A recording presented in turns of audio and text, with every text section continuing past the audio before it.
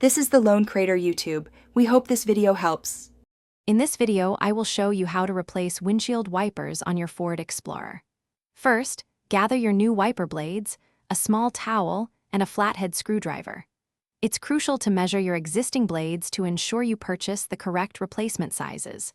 Always park your vehicle on a level surface and turn off the ignition before starting any work. This ensures safety and prevents accidental activation of the wipers. To remove the old blades, carefully lift the wiper arm away from the windshield until it locks into its upright position. Next, locate the small tab or button on the wiper blade connector where it attaches to the arm. Press this tab firmly and then slide the old blade straight off the wiper arm hook. Once the blade is removed, gently lower the wiper arm back to the windshield, being careful not to let it snap down and potentially crack the glass. Now, for installing the new wiper blades. Take your new blade and align its connector with the hook on the wiper arm. Slide the new blade onto the arm until you hear a distinct click, indicating it's securely locked. Give the blade a gentle tug to confirm it's firmly attached and won't come loose during operation.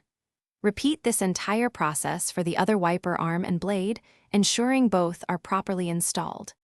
After installing both new blades, it's time for a final check.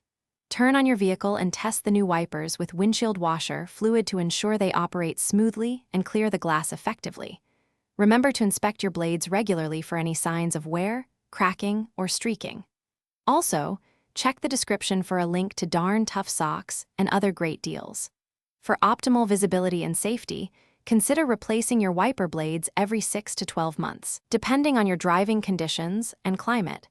This simple maintenance step makes a big difference. Thanks for watching. Consider subscribing if we helped you.